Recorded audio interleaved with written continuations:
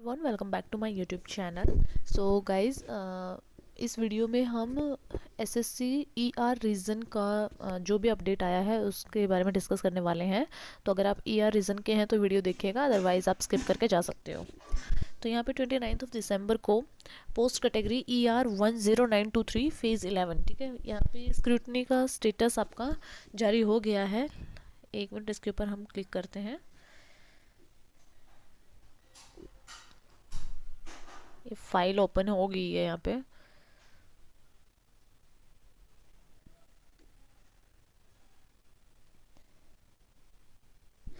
तो यहाँ पे देखो, पहले आपका सीरियल नंबर है, फिर registration number, then roll number, name of candidate, category और स्क्रूटनी स्टेटस। तो हमें नेम कैटेगरी वगैरह से कोई लेना देना नहीं है। स्क्रूटनी स्टेटस को देखो, बहुत सारे लोग एलिजिबल हैं और कुछ एक का आप सीरियल नंबर 12 पे देखो प्रोविजनल लिखा हुआ है, ठीक है। और प्रोविजनल क्यों लिखा हुआ है उसका रीज़न भी है। Date of issue of OBC certificate is 10/1/2019 which is not valid as on closing date. तो ये छोटी छोटी बातें भी आपको बहुत ध्यान रखनी है। अभी तो कहीं ध्यान रखोगे, अभी तो हो चुका है, लेकिन फिर भी अगर आपको रिजेक्शन मिलता है तो जो भी आपका रीज़न दिया गया है उसको जल्दी से जल्दी शॉर्ट आउट करने की कोशिश करो। ओबीसी का तो आई थिंक सब लोग ही अपना नया बनवा लो, फ़ायदा रहेगा उससे, क्योंकि जब आपका डीवी होगा तो उस टाइम पे भी आपको चाहिएगा ये। यहाँ पे जितने भी बच्चों का प्रोविजनल है सब में ओबीसी का ये सर्टिफिकेट का ही इशू है।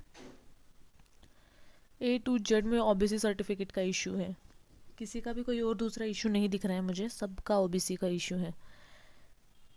तो गाइज, अगर आपका भी ऐसा कुछ किया है आपने तो पहले ही अपने को सही करवा लो। तो यहाँ पे ये ऐसा कुछ लिस्ट जारी हुआ है।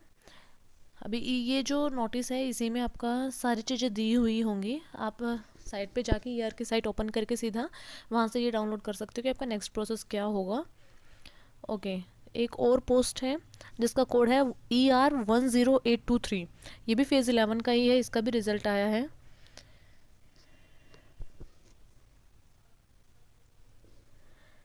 यहाँ पे फर्स्ट 3 एलिजिबल हैं, जो फोर्थ है वो उसके आगे नॉट एलिजिबल और रीज़न ऑफ फॉर रिजेक्शन यहाँ पे दिया हुआ है। EWS certificate valid for FY 2022-23 not submitted, the certificate submitted for EWS is valid for 2023-24। ठीक है, मतलब हर एक का यहाँ पे दिया हुआ है रीज़न आपका। तो यार ये तो बहुत सिली चीज़ है कि आप ये इनमें भी नहीं कर पा रहे हो। एक ये देखो यहाँ पे नीचे दिखाया हुआ है documents not received, document not received. तो ये वो वाले बच्चे हैं जो कि एक साथ 3-4 एग्जाम की तैयारी करते हैं, किसी एक में हो गया तो निकल जाते हैं। यहाँ पे ये देखो वैकेंसी इन्होंने ख़राब कर दी है।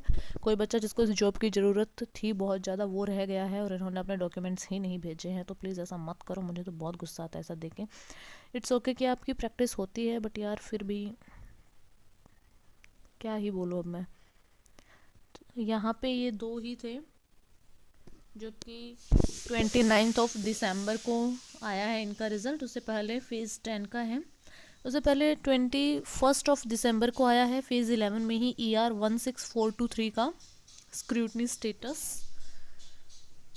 ये भी हम डिस्कस कर लेते हैं एक बार। आई थिंक मैं ये पहले कर चुकी हूँ, लेकिन कोई बात नहीं, इसके साथ में एक बार और चेक कर लेते हैं। यहाँ पे सिर्फ 2 ही कैंडिडेट एलिजिबल हैं बस, बाकी सब गए। सिर्फ 2 ही कैंडिडेट एलिजिबल हैं यहाँ पे। ओके, तो अभी जितना भी अपडेट था ईआर रीज़न से रिलेटेड वो हम लोगों ने कर लिया है। उसके नीचे जो ये रिज़ल्ट दिया हुआ है ना ER 10323, इन सबको मैं डिस्कस कर चुकी हूँ। अभी जो नया था वो ये ऊपर वाले 2 ही थे जो 29 दिसंबर को आया, ये मैंने डिस्कस नहीं किया था। तो अपना बस रिज़ल्ट ऐसे ही चेक करते रहना, डीवी कब है, सारी चीज़ें ध्यान में रखना और छूटना मत किसी भी चीज़ में, क्योंकि अगर आपकी एक गलती आपकी जॉब डूबो सकती है। चैनल को सब्सक्राइब करें अगर आपको ये अपडेट वीडियोस जो भी अच्छे लगते हैं तो, अदरवाइज़ आपकी मर्जी है, क्या कर सकते हैं। Thank you.